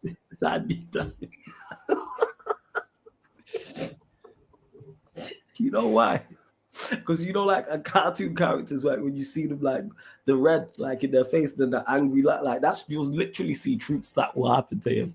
As much as I despise City, I need a Haaland winner with him with the stay humble thing. He has to. Oh yeah, Troops. I mean, Warrior J. Look at this Haaland prick like blood. That's exactly what I'll say. I need this. I never ever wanted a City win before. I need a Haaland win. I need a Haaland winner in this, I'm not gonna lie, man. I need a Haaland winner in this. I need him to grab the camera and say "Stay humble" or something. It's either a Haaland winner or I want him pack 2 or 3 against him. Yeah, something like that. Or him to get sent off. Or I need something with "Stay humble." This thing has to continue. You can't build this up and then nobody takes advantage. And I don't want to see it just an Instagram post afterwards. Or the fans talking about it. I need a banner in the end or something like that. I said, Haaland. Yeah, he would definitely say, Haaland, meet me in the car. Everyone in this car park went. Everyone in this car park. Everyone in the car park. But we'll see. I just want to see entertainment. That's going to be a goodie because it is 2 of the better sides. It should be a good game. But I do think Arsenal get over. I think Arsenal get over the line. I think they get over the line. But like I said, from content creative purposes, like, oh yeah, it'd be great. And you lot, run up the likes. Make sure you subscribe to Beige and Reds TV, people. The link is in the title. The link's in the title. The link's underneath in the description. You can go to YouTube yourself and type in Beige and Reds TV. Go hit the subscribe button as well. Hella raids, man. Because big up Casually for the raid earlier. I forgot to mention this. Shout out my guy Marshall. Casually raid wherever we may be. We had a famous CFC, so shout out to Casually. And big up, shout out, you know what I'm saying, to, you know, one of the biggest crooks himself, man. Ends is just redirected to us as well, man. Shout out to Ends. That's my guy. But yo, I was on his channel last week. I was like, this guy set me up. Oh yeah, come join the stream. 6 Liverpool fans and just me. Like, what is this? What is this? Set me up. People, is that self or not? Man just hit me up and I was like, yeah, cool, I'll join because Ends is my guy. Make sure you lot subscribe. 6 Liverpool fans, just me. It's like me and G was there and Matt and Carl and no, not Matt, sorry, Drifty and Carl was there. A couple others as well. Yeah. I was like, look at this. Talking about, oh yeah, let's do team of the season so far and all this crap. I was like, look at this guy. Shout out to Ends though. That's my guy. Shout out to Ends. Bigger Ends. Bigger Ends as well. Ends always has, look, yo, he is the ultimate villain, bro. Absolutely. He did. Yeah, we talk about you, Ends. Yeah. Ends did a show today. Who was better, Mane or Salah? And as soon as I saw it, I was like, this man's the ultimate villain. Watch these questions now. So said, so done. So said, so done. You know what he's like? Because he was doing that on the show, like he'll ask certain questions. I'd be like, what do you think? I'd be like, nah, this is a question for the panel. Nah, you know, this is for the panel. I like this guy. Shout out Ends. Make sure you subscribe to Ends' channel though. Big up Ends. And to Willie says, how many United players made that team of the season so far? The same amount as many as Chelsea did. You know what I'm saying? Is that the debate they had on? Yeah, I think it came from that as well. I've seen people say that. But speaking of Mo Salah, we'll go to you, man. I don't think I've got you man's thoughts. Did it happen last week or was it this week? The whole Curtis Jones thing with Hazard, and when he got asked about who was better about Salah and Hazard. Have we discussed that? Or did it happen during last week? We haven't. All right, Barnes' thoughts on that. With what? Listen, it's opinions. And the numbers speak for itself. Mo's got way better numbers than Hazard. I think it's not even close. But as people from aesthetically pleasing to the eye, Hazard is a better skilled footballer. But what you can say is that as skillful as Hazard was, his productivity just wasn't there. I'm also wondering, it was crazy the backlash that Curtis Jones got for saying what he said. Not surprised. I never had a problem with it. He's free to speak what he's supposed to, what he said. I don't think he slandered Mo, but I think he did mention that if he was to pick a player for his team, he'd pick Salah. You did say that. You know what I mean? So it just goes to show, right? Some people like the player that's pleasing to their eye with their skillfulness and their techiness, but then a lot of that doesn't always translate to numbers. You know what I mean? Like Zidane's numbers from his career has not been great, but Zidane is probably one of the best footballers we've seen. Best midfielder I've ever seen. You know what I mean? You know what I mean, Flawless? Yeah, so, I can only my lifetime. Best midfielder I've ever seen. Zidane was ridiculous as a midfielder, but his numbers has never been great. Never been great. He's not that stats guy. Yeah. Mohamed Salah has skill, and you can't say that he does not have skill because he does have skill. But you could put down the players that he's put down with his dribbling abilities, from Man City to Watford to the vegan butcher. He turned him from a regular butcher to a vegan butcher. I mean, you got to have skill in order to do that. And the amount of goals and assists that he's got more goals in the Premiership than Thierry Henry. Oh yeah, he's a bad boy. Like, I don't dispute that. It was just more so like with Curtis Jones. Like I said it, TNT knew what he was doing, asking him that question. Yeah, of course. And you just got to be smarter than that. Like, he should be able to answer it. He said nothing wrong in his response. Yeah. But I knew he was going to receive backlash for that. I knew it. The problem is Oh. society, man. Someone asks you a question about what you prefer. Do you like white bread or brown bread? I like white bread, but I'll still eat a sandwich on white bread. That's all the question was. When you were growing up, who did you like to watch? You like to watch Zidane. Oh, why not Roy Keane? You're a Man United fan. It should be Keane. Oh my God, Flawless doesn't like United. He said he likes Zidane. Why you gotta explain yourself to that length? I mean, yes, all right, he's now playing with Salah. So he said, yes, when I was growing up, that's the guy I watched because I didn't see him. But now I get to see him every day in training. I'd pick him on my team. All of a sudden, Twitter fingers going crazy. The keyboard warriors come up. This got to stop, man. Nah. The other day was death threats or whatever to Kai Havertz and his family and all that. That is madness, man.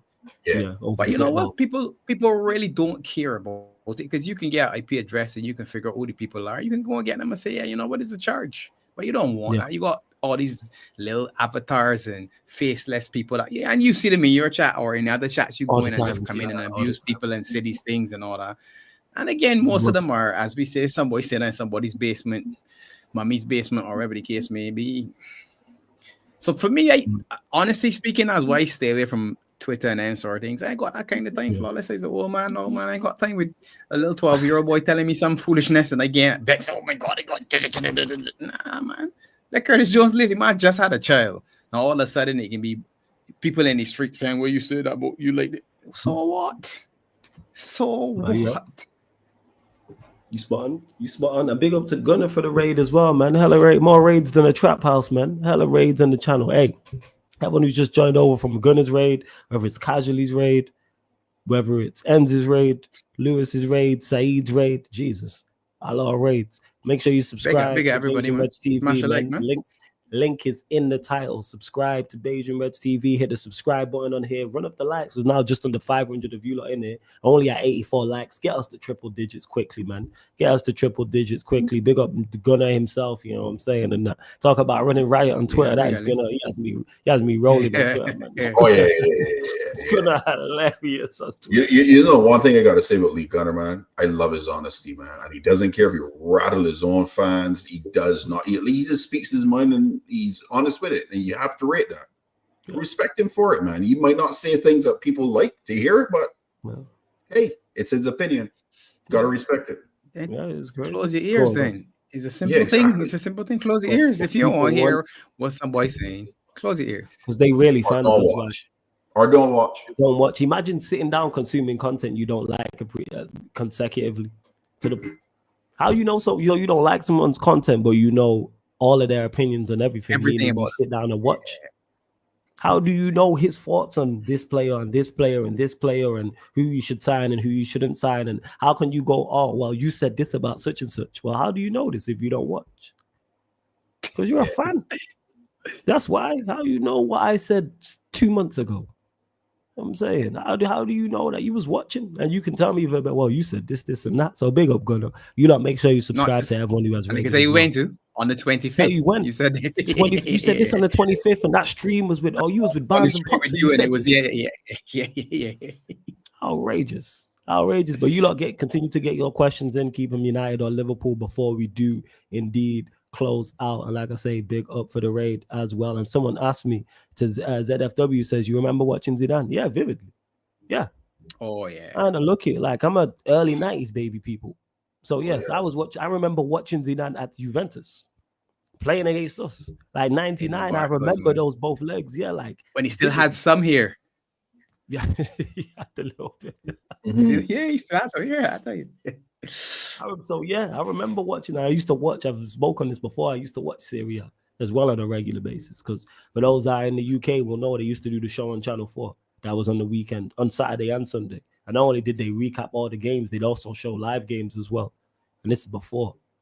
Yeah. My dad is 67 this year. He said Zidane's the best player he's ever seen. I hear it. Zidane makes my all-time 11. I always say he's the best midfielder I've ever seen. Yeah. In my lifetime. So when I say that, that's from 90s up until now, people. So I can't talk about 80s and beforehand because that's before my time. But from who I've watched, him, 100%. It was ridiculous. Watch him in that's next level. Next level. It's a next level player. Yeah, ridiculous. People don't talk enough about Zidane, though. It's don't true. hear enough Again, about Pops, as because the numbers ain't great, right? People discredit him all the time, but they never actually watch him. Watch how he plays as a football in the midfield, which is mad. Zidane controlled games, bro.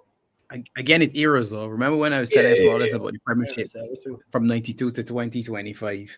You got to figure out where you fit to understand what do you like or not like. Because then it's difficult for you to say, oh, look at this guy, he's this and this GA and that is archaic problem. You're from the video game era where it's FIFA and all these cards and who's 99% running and all that problem. Then it's a different but it's it's a different view because Zidane isn't the fastest, he isn't the strongest, he isn't so all the things he isn't make him better being what he is. That's really what it is. If people get the nostalgia that the Premiership started in 92, they forget that it's been around a lot longer than that, right? You look at the teams of Liverpool in the 80s. Liverpool team in the 80s, nobody don't want to see that team, bro. If they didn't get the transfer ban the ban in Europe period, we would have had way more Champions Leagues than we have this day. Thank God I went around for that, man. That was Beardsley and Kenny Dalglish and Ian Rush and John Barnes and that crew. Oh, are you kidding me? The Premier League would have been earlier than 92 if the ban didn't come, in my opinion. The Premier League they would have seen it as a more of a because again you would have looked at European non-English players would have been seen differently. So when you were from the Isles, you were still seen then as a foreign player. You had Forest that beat Liverpool in 79 and 80 and won back-to-back Champions Leagues with Brian Clough at the helm. That's right. Yeah. When England dominated Europe for that period of time. And then it moved over to Italy. And again, it was a lot to do with the regulations in there, how many players it had. And then obviously the ban came along. So to me, the Premier League would have started a long time before that, if not for the ban, which of course is a very dark and sad time in our football history that we probably need to leave buried, to be honest. Yeah, they were. You know what I'm saying? They were. And I'm just glad I wasn't around for it because before my time, Liverpool dominated the 80s, people. So people didn't realize that team was ridiculous. You know who, and going back to Zidane, though, you know who's another midfielder that don't get a lot of praise like you should, that was world class? You see Clarence Seedorf? Oh, my days. No one's ever watched Seedorf. Watch him play. Ridiculous footballer. Yeah. Ridiculous. Any biggest, any fastest, any strongest. Yeah, Seedorf quality, absolutely. That Holland team in the 90s. He was a bad boy when he was going to school, though. He won the Champions League at school. He ain't Agadavic. That's right. When they won the Champions League. Can you imagine that? You win the Champions League midweek, you got a class. You got to go to school the next day. Think of what that's you roll up to school. Wait, he won the Champions League and he was in school? Ajax. The Ajax. Yeah. When they first won it. Check it. Yeah, you can see. Yeah. No, What was it, Pops? 92, 93, somewhere around there. That's Davids and Seedorf. 94. Patrick Kluivert was on that team. Finidi George. Ruud was on that team too. Ruud Gullit was on that team too. The 1995 it was. So this is the team for them. Van der Sar was there, you know. Reisiger, Blind, De Boer, Frank De Boer, Rijkaard, Seedorf, Lippmann, Davids, Overmars, Ronald De Boer, and who is this player? I don't even know about him. What's his name? Finidi George. He was a flying winger, man. Yeah, Finidi George. Yeah, that's who it is. So he was at Ajax, then he played at Betis Mallorca, then he went to Ipswich for a little bit. Yeah, bro, that Ajax team in the 90s was a problem, you know. And he went Kluivert off the bench. Yes. Van Gaal is the manager. Yeah, Louis Van Gaal was the manager, Yo, the first time that you see this team. Flawless. This Milan side is the... Nah, it's not the first time that I've seen the team. Obviously, I'm only like, this is, even though I'm my early 90s, baby, this is just as I was getting into watching Champions League and stuff like that. So that's what it is. I just mean because of the Van der Sar and Van Gaal connection, just yeah, because you know what it is, because just Van der Sar's just been around for so long. That's what it is. When you got him, I was surprised. When he came to Fulham, I said, Van der Sar at Fulham? Seriously? Y'all know that this man win a Champions League. Why he anywhere else? Yeah, it really is. And even the Milan team was serious. Maldini there, Costa Milan team was a bad boy team. Yeah, that was a bad boy team. Really was. Had our Italians and just one French player in Desai, and then Boban, and then that's it. Boban. The Croatian. The Croatian, yeah. Because this is like the year before I started getting into it. Like it was like 96, 97, 97, 98 is when I really started honing in on Champions League. That's what this is. But obviously I knew about, for instance, Kluivert. But I knew about Kluivert more so at Barcelona. World Cup. So that was when they were all best players in those it were too. all school boys. Yeah, that's crazy. Ajax are dominating with the kids. Yeah, and Seedorf played as well. That's the start of the game. Yeah. What? Yeah. Flawless. He was different, bro. He was something else. He was only there 3 years, before. Yeah, it's crazy. Seedorf. He was that good. He was that Seedorf. good. Yeah, it was time to go. Ajax was like that. You produce them and you move them. That's always been their thing. It really, really has. It's mad. It's crazy. And you lot continue to run up the likes. Andy says, would you take any players from relegation teams? Who's the relegation teams, Andy? You saying who's that? That's it. There's Ipswich, Southampton, and I think Wolves. in that. Because Wolves, you could include Wolves in that. So let me say it's Wolves or Leicester, right? So Wolves down there now. Let's say there's four. Those four. Wolves are currently in the bottom three. Yeah, because Wolves are 18. Wolves dropped in. Wolves dropped in. Yeah. Well, if you're saying that, the players, of course, Wolves ain't Nori. Yeah, Wolves got plenty. Yeah, Cunha for sure. Come on, João Gomes. Ain't Nori and Cunha. Andre, the guy Andre that just came as well. Andre Trinidad. Yeah, he's a good squad player for DM. Nori would definitely go to United.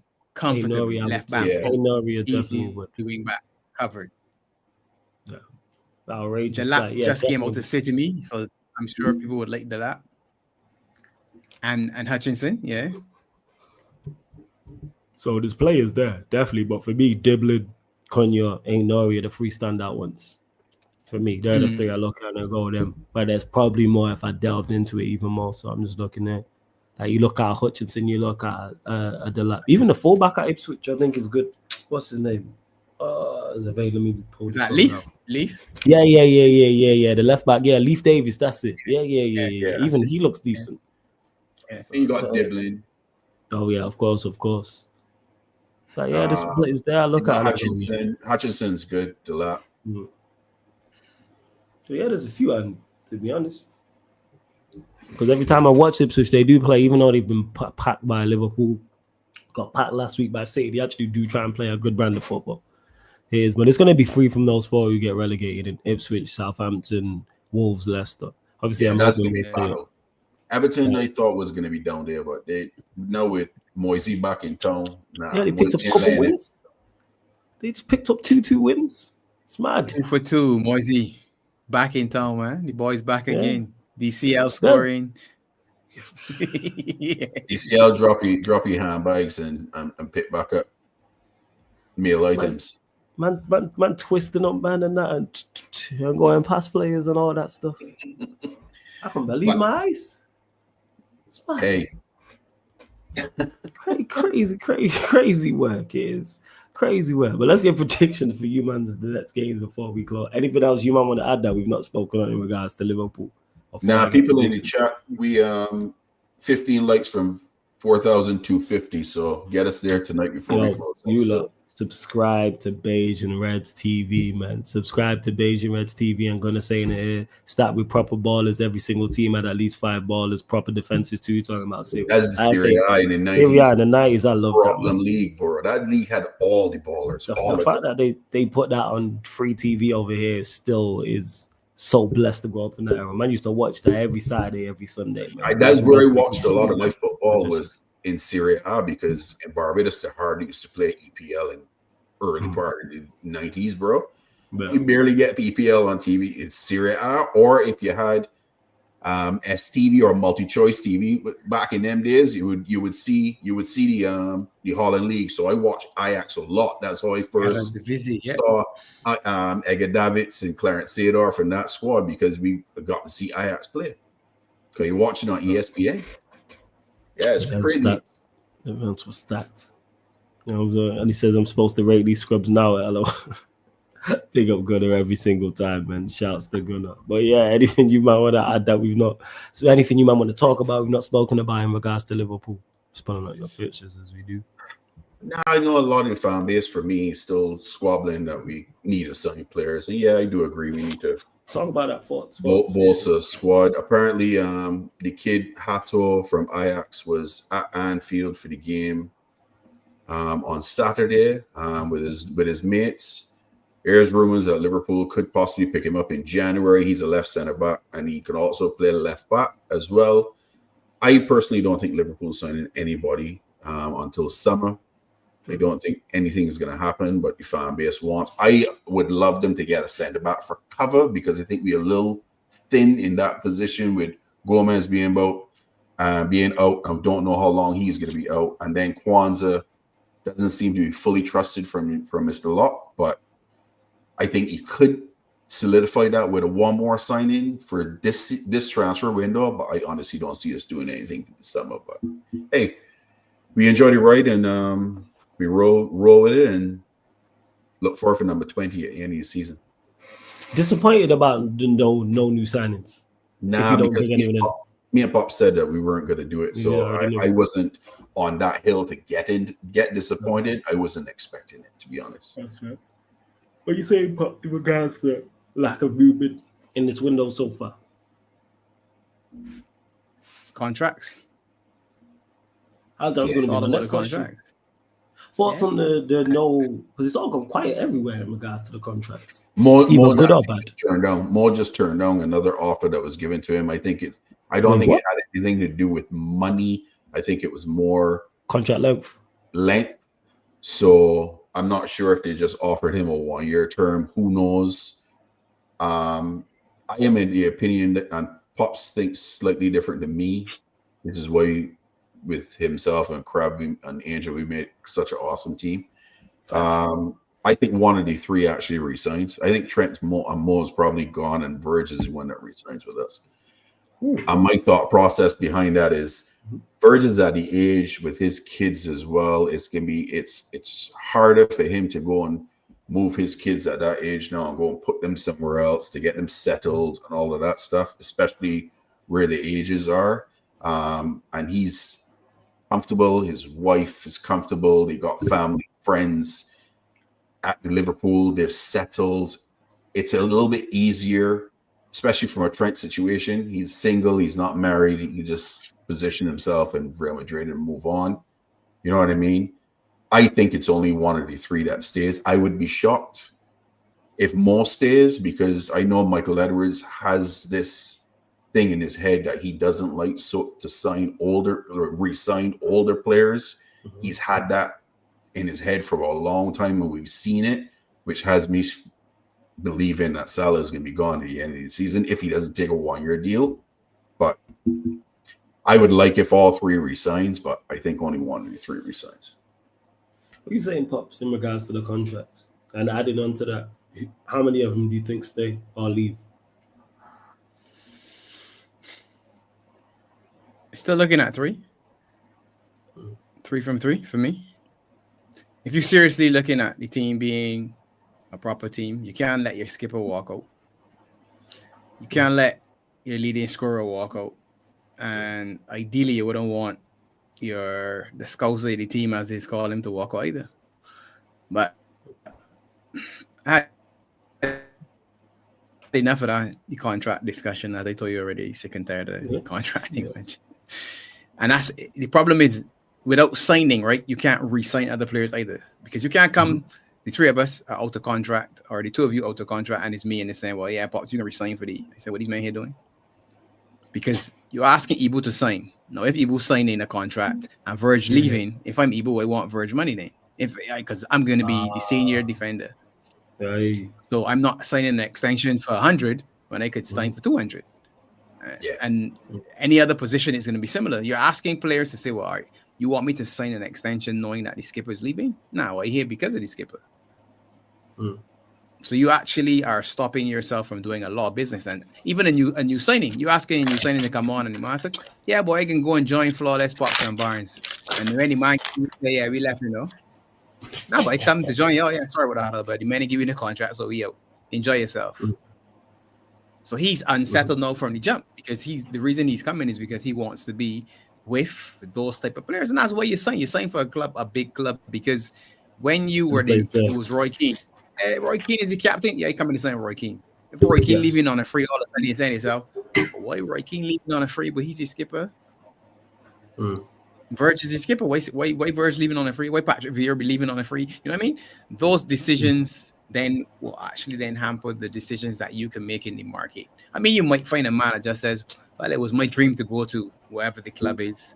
So whatever the situation is, I'm going to sign and make it my team, and I'll be the man, or whatever.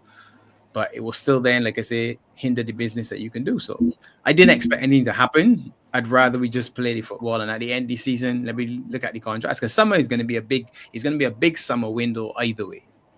So you're going to need, if you look at, you got 6 forwards right now. I'll just stay with the forward line. You got 6 forwards right now. Salah out of contract. Chiesa just landed, and you ain't sure what he is yet. You got Jota and Núñez in the middle, and you got Gakpo and Diaz on the outside. Rumors are that Diaz hasn't signed an extension. And then you got 2 number 9s. You got Jota, who is now this weird situation where he always seems to be getting hurt. So he's not injury prone, but when he gets these funny injuries where somebody lands on him or somebody breaks him with a challenge or whatever, and he's gone for a long period of time. So you're asking yourself, well, do I want to put everything on this man who's never here? And then Núñez is Núñez. So out of the 6, the only man that you got really locked is Gakpo. So you got 5 men, and that's just the forward line. You've added Chiesa, and everybody talk about Chiesa won't go home and he's missing home and all that. Now, I don't know if that's true or not, but he looks like he wants to be here when he's playing. He looks like a part of the team. I just need to see him get more minutes. But that's even if he's on board, that's still 4 from 6 where you're saying, I got questions. And you're not going to sell all 4 of them. So you still got questions for just those. You still got the rest of the team to look at. So there's a lot of work to be done. And my focus is on winning the league. That's my focus. Just win the league, man. Put all the contract stuff to one side. Win the league and then do the business. If you can sell 7 men, well, at least we would have won the league. Sell the 7 men and let's start again. And then rebuild. Because if you're gonna do a rebuild, at least I can say what we had last season. Next season, when things ain't necessarily going swimmingly well, because you can't sign 7 new players or whatever it is and expect to be the same position. City are going to sign more players in the summer, so they're going to sort of bridge the gap, if you want to say that they got a gap. And you will expect Arsenal to do something as well. United can do more. Chelsea can do more. So it isn't going to be the same sort of compliment in and around you. So at least win it now that you have the opportunity. Because the reason why I said that we were going to win the league, for me, was just, if I looked at the players, these players are primed to win. The same players that you don't leave in. Alisson Becker, for me, best keeper. Ibu and Verge, the best centre-back pairing for me. So those 3, if you give me them 3, I'm taking them every day over everybody else. Them 3. You add Salah, leading goal scorer in the Prem. Gravenberch, McAllister, Szoboszlai. You've rebuilt the midfield. For me, you got the veterans in Trent and Robbo on the outside. That's enough. Where you add a few pieces. Just like I was saying with the Tottenham team, when you write that down on paper and you say, I could add a couple pieces to this, it should be good enough. Yeah, that was my logic behind where I thought it would be. I figured City would be a little bit not as bad as they are, to be honest. I didn't expect them to fall off this much, but I was expecting a little dip from them. And then Arsenal haven't got 90 points yet, so that was my number anyway. That's just what did you say, Pops? What was the last? I said Arsenal has never broken 90 points. The Invincibles are the only ones that got 90, and they've never been able to get 90. So for me, it was, I'm going to win the league with 90 points, and they've never seen 90. Damn. That's just a fact. That's not a disrespect. That's just factual. The Invincibles got 90. None of their other teams have been able to get to 90. Yeah. Even when they went so close, as they say. Yeah, because they went close, you know. I'm saying challenged. But when I say those things, I get told I'm hating. I just be stating facts. It's crazy. You're not lying, no. You spot on. I guess sometimes it depends on the messenger, right? That's all. This is how it is. You know what I'm saying? You the right messenger. I need to get to you to deliver the message of what I want to say. That's what it is. But you lot subscribe to Beijing Reds TV. Make sure you do so. Subscribe. Hit the links in the title as well. Barnes will go to you. PSV away. Scoreline prediction. 2-0 Liverpool. 2-0 Liverpool. Pops, what you saying? 3-1. Staying with you, Pops. Bournemouth away. 4-2. 4-2. High scoring game. Hey, that's going to be a thrilling game. 6-goal game. All right. Barnes, what you saying? 1-3 Liverpool. You got 1-3. All right. That'll be a good game. I'm looking forward to that. That Bournemouth-Liverpool game is going to be a good one. Yeah, that can be a good one. On Bournemouth for going on into that game as well. 110%. But you lot, make sure you hit the like button, subscribe again, subscribe to Beijing Reds TV. Barnes, let them know what you got coming up over the next week on the channel and where they can find you and all that good stuff. Yeah, our match reaction show tomorrow night, and then we can review tomorrow night as well. We're not doing anything for the Champions League. It's work week for the boys, so we got to deal with our jobs. So unfortunately, can't do nothing. Might do a reaction show midweek after the Champions League game on Wednesday night, and then see what happens in terms of who we could possibly play after the knockout stages, and then preview show end of the week, and then we got the watch along on Saturday. There you go, man. And then you can catch me up on socials, Beijing Barnes, and then you can catch us on Instagram, Beijing Reds TV, and on TikTok, Beijing Reds TV. Love that. Pops, anything you want to add before we close out? You got Palace on Sunday, man. What's gonna happen? This guy was trying to set me up. You know, one at a time. Just one at a time. This is one at a time. No, we play Europa League. We got FCS. You got Star Bucharest. I didn't ask you what I noticed. I didn't ask you what I just asked you. Why you asking about the next game? You asked me about the one I wanted to ask you about. This guy's a crook, you know, for real, you know. Does the same shit every week. No, and I don't want to talk about these lot, you know. No, Palace. I think it'll be it depends on the lineup, but I don't think it'll be too far away from the game against Fulham in terms of outlook. Two teams, we're 12th, they're 13th for a reason. It's going to look like two mid-table teams. So if you're expecting a lot of quality people, don't line up dependent. If Amarin picks the right lineup, we can win this game much more comfortable than if not, it'll be scrappy. But we don't do well against Palace. You're at Palace? Yeah, wait. No, it's at our place. It's at our place, yeah. That doesn't say Fulham. That doesn't say much. Went away to Fulham. Now I was thinking it was at Palace for a second. That might have worked in your favor playing at Palace rather than being at home. Nah, but we just coming fresh off a clean sheet. You know what I'm saying? Morale boosting clean sheet. We getting another one. Palace ain't good, but neither are we. 2-1 United. That's what I go with. Okay. 2-1. All right. Yeah, that could change closer to the time. It's so based on the lineup. That's what it is. If it's that Fugazi lineup, I can just see a 1-0 again. Scrappy affair. And we just get a goal. Oh, surely you can't go with that lineup again. Hopefully Garnacho's not a United player at that point. That's what I'm hoping for. That helps. If Garnacho's not a United player, if he's at Chelsea, we got more of a chance in that game because then he's forced to play somebody else. I was saying Mount's injured, Rashford's not here, Garnacho's sold. Then it's just Højlund left. You know what I'm saying? You did lose against Palace last season at Old Trafford. Yeah. Our record against Palace is not good. I think we've won one out of the last 5 or 4 or something like that against them. Something like that. I know there's a couple of draws in there. That is. Did we get packed? I haven't seen that Men in Black thing, man. Where's the pen? This is what I do with these games, man. You see this? Shane Long said you got packed 4-0, bro. Was it 4-0? No, it weren't 4-0. Surely it weren't 4. Was it 4? No way was it 4. No way was it 4. Pen's working. Flawless. The pen is working. Yeah, this is good. It's working, man. Yeah. They just say it's in the film. Let me check previous results. Let me have a look. All right. Wait 1 second. I was pulling it up. I don't remember this shit. I don't remember, yo. Like, really. 1 second. It was one. It was 4 away. Warriors. No, it was 4. It was Yeah. That's what I was thinking at away. our place. It was 4. Yeah. We lost 4-0 at their place. Yeah, because it was late on. I remember it was late, and then we lost 1-0. Again, I remember that game. So they beat you twice last season. Yeah. They did the double over us, and then before that, Yes, we had a decent record against them. And obviously, we drew earlier on this season. That was one of our better games this season. We should have won that game. Well, yeah, I still say 2-1 United, man.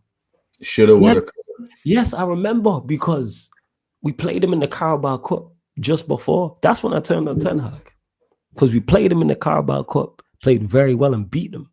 And then he switched the lineup and we lost the game 1-0. And I said, if he switches this lineup and we lose, I'm done with this manager. I remember it vivid.